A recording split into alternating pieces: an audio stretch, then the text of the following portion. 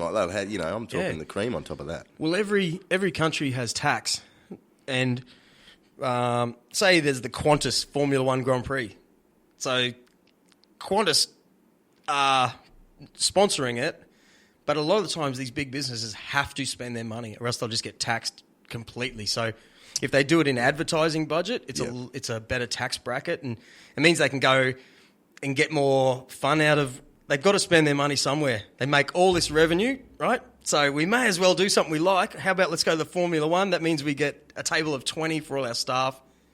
And, there's that one big, massive thing we can do every year. So that's kind of how everyone throws money at these big glamour events. Yeah, right, okay. At the top end of town, because they have to burn this money somehow, or else it's just the government's just going to eat it. And there's all that shit involved with Formula One, isn't it? Yeah, well, every race car team. Imagine in Monaco. That's probably why it's the biggest race, because they're going to put on a $5,000 a head thing that a couple of the drivers roll up to and hang around with everyone. Do you reckon they have guitar acts?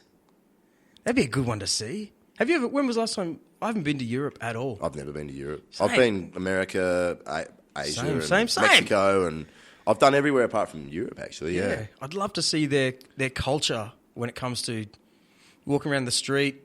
What is the world doing right now? Because it feels like things are shifting in a way.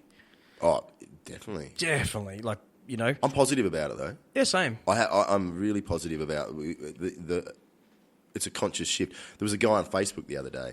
I actually don't know him. He's one of those people I don't know. He's a friend on Facebook, I think it must have just been I was holding a guitar and he was holding a guitar, so someone friended each other. Yeah. But he kept on popping up just doing these fucking conspiracy worlds crap, bloody money controls us, all this kind of shit. And I thought, oh, man, I'm going to say something to this guy. Yeah. I said, mate, statistically the world is better. There's less rape, there's less violent crime, women have way more rights, black, gay, all the rest of it. Everyone has more rights. It's a better place to live. Fair enough, there's pockets that are still shit, but statistically it's a better place to live. And then but money controls. I said, mate, money's not going anywhere. So you either step up and go, sweet, I'm going to be part of this, create some wealth and then dish it out, or just fucking sit on your lounge and have a cry every day. I know. That shit fucking pisses me off. Pisses me off. And this is Mr. Marsh. And we were talking before about men being men. Yeah. My motto is be a hunter. And my thing is I want to go out and hunt, metaphorically, slap the carcass on the table at the end of the night and go, here's our feed for the week. Yeah. Rather than eating off someone else's carcass. Exactly. Because you're not going to make as much. And so what do people do when they're fucking bored and not doing that? They talk shit. Yeah. This clown that, Yeah. it's just, the world's crap and blah, blah, blah, blah, blah. Mate, you're just talking about your world. Mm-hmm. You're not talking about the world. It's just bizarre anyway. I've got a really close mate who thinks this way. And when he starts with me, I go, dude, what a waste of thought. Like, what a waste of time. I'm more worried about him. Why you think it this way? Like, you're creating... I've got another mate who drives along the M1 and gets angry every day because he thinks that all the cars should be in the left lane. All of them. And if you want to... Apart from him. Yeah. And if you want to pass, then you pass on the second to the left lane. But if someone's there, you can pass in the third lane. So everyone should be in the left lane all the time. Yeah. I just looked at him and went, oh, man. Totally. I feel sorry for your thoughts. Like, you're carrying this around every time you go on the upper highway. Same with people who dwell on this conspiracy theory and what the government's doing. It's just a waste of time. Well, and unfortunately, it is exactly what you say. It's boredom. He's not focusing on anything. And this will probably ruffle some feathers, but like, I had a friend of mine. She's going through a bit of anxiety and so on, and she had her husband's mum so that put a spell on her. Wow. Someone's put a spell on you that da-da-da-da. And I said to the person who was telling me, I said, what a fucking load of shit. I'll tell you what's happening. You're stressed because you're working too hard. Your serotonin levels are a little bit low. You've got to watch what you eat. Maybe take some supplements. Really, if it comes down to it, maybe, take a little bit of medication to bring the serotonin levels back up. And that's it. It's nothing to do. There's no fucking deeper exercise source. Or something, bit of... Exercise? Yeah. There's no fucking one putting a spell on you. No.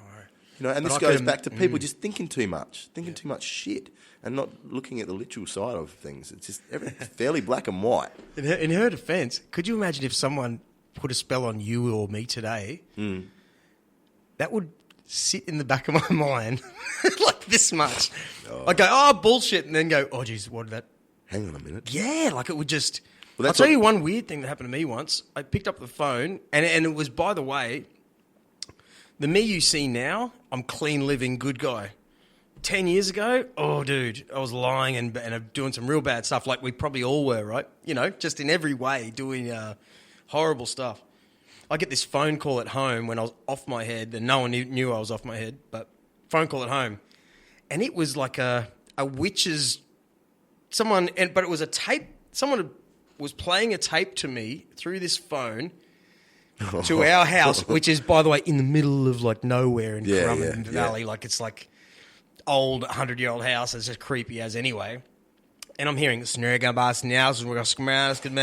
Reverse. I freaked out, right? But silently, didn't let my wife know what was going on. Like just what, nothing. It was no one, right? Was this a friend fucking with you or something? Yeah. No, I don't know. It was, we have a private number. So I don't know what the hell it was, but I'll tell you what did happen. So I still was messing up.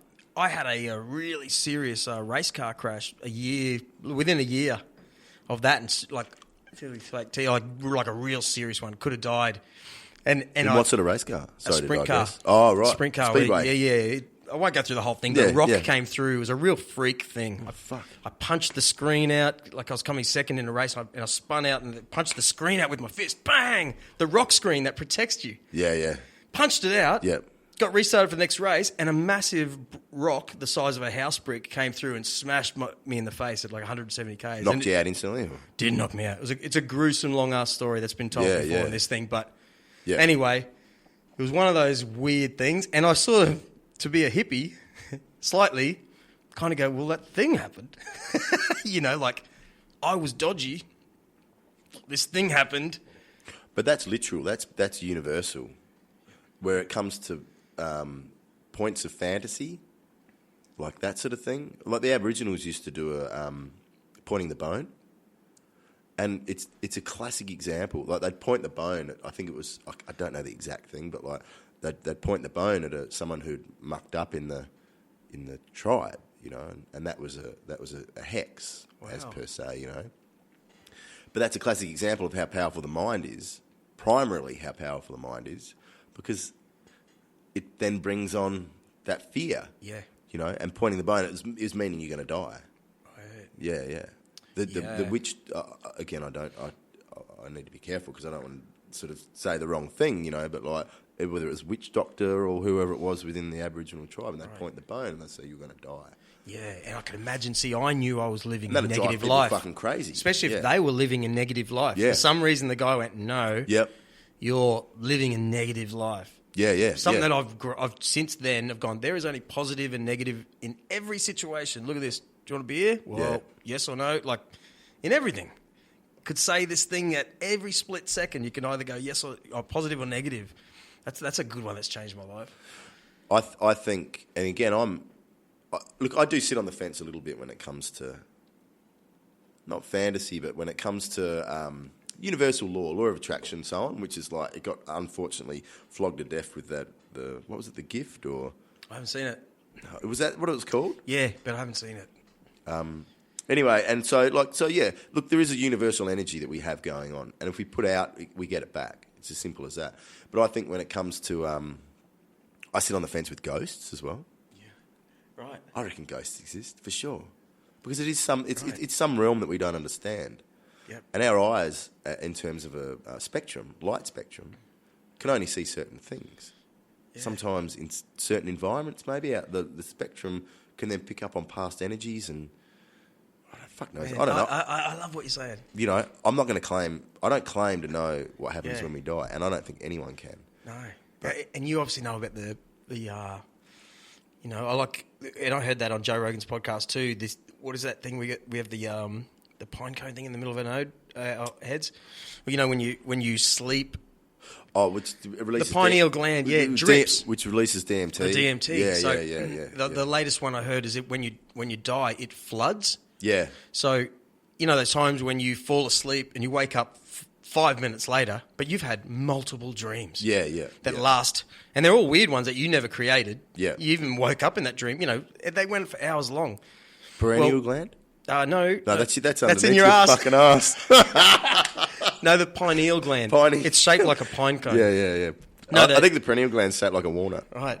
Yeah. Well, when I had my operation, so I had a coma and emergency surgery and all sorts of stuff. So you fucked up proper. Oh, dude. Yeah. Man, I was nearly dead. Wow. Anyway, but they gave me ketamine, right? Special K. Special K. Yeah. Because I had a full face surgery. I've seen someone swimming on a kitchen floor on that. Oh, really? Thinking they're in water. Mate, when Anyway, I was continue. coming to, I thought they had taken me. I remember it just like it was yesterday. I was going, oh my God, they've put me on the set of a movie where it was like Willy Wonka and the Chocolate Factory, but everything was like octopus arms, and it was marshmallows spilling from. I was just tripping balls, but it was so amazing. It was really in a dream, like I was in a dream, and I couldn't believe it. So I was still coherent. When you're having a dream, and you're going, oh my God, is this real? And then you soon wake up. This was me going, oh my God, they've got me in I'm in a movie. I'm an extra in a movie or something.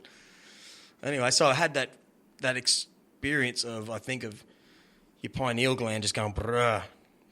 I think I've changed I've lost track. But I like the idea that if you die, they reckon it floods.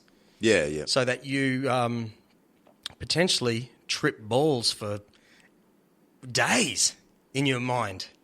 Because days happen in your dreams could happen in split seconds. Of course, yeah. So you might be a Muslim and go see Allah. You might be a Christian and get all that, everything you think about personally. Or I'm not religious at all. But it could last for what feels like forever. Isn't that a cool thought? Well, I'm thinking we're energy, right? Energy can't be, energy can't be compressed, or it exists, right? This is science, So we are energy, electricity and water, which is an energy as well, And so what happens when we die? We don't know. Even scientists can't come up with it because no one's fucking come back to tell us. Although people claim they saw this and they saw their relatives and all the rest of it. Again, that's probably the DMT flood, the release. And so, when you have DMT, I haven't had it. I hear Joe Rogan talking about it a bit in that. Yeah. And it does. It takes you to that parallel dimension. Yeah. Opens your mind up, all the rest of it. It's like but it's a natural occurring thing in our brain that gets released. And they all say it's a familiar feeling. It's like every time I hear it, they say it's a familiar feeling. Oh, I've been here before. I know where I am now. Like, I think you're still tripping balls and all that sort of stuff. But at the end of the day, because I think it's related to your dreams because it drops in your sleep, this DMT. So when you're smoking DMT, it releases more, so you're tripping out like never before. But a lot of people say, oh, yeah, I've been here before. I understand what's going on, and, yeah, I should be doing this with my life. Can I tell you something before I forget it? Funny you say ghosts and things. Just Friday, just gone, a guy came into this office here, and he's a customer, but I won't release him yet because he's going to come on this podcast, right? Scott Wimpy. Scott Wimpy, I think. If not, it's Wimpney. Anyway, great dude. And I said, hey, mate, he works in a first aid sort of thing. Do you work in medicine? He goes, no, but I work in, but I do go out with ambulance drivers. And he goes out with this ambulance driver who I happen to know. And he told me about the first time he went out to the very first time. He's trying to learn more about the body and how to repair it and yada, yada. And they came across a really famous one on the highway. And I won't even go into the story, but I know it well personally for a different reason. One kid survived this thing. 6 kids died. One car hit the back of another 5 kids that were in the back of this car parked on the side of the road. One of the passengers fell out the window, right? He survived. Yeah. He said an old lady grabbed him on the shoulder and picked him up and pushed him into the bush and said something like, wait here. Right? They were the first responders. They got there. They got someone from the other side of the highway, I think, called the ambulance. They got there first not even in an ambulance, like they call it a pod, where it's an ambulance car. You know those ones? Yeah. They get there first. It's mayhem.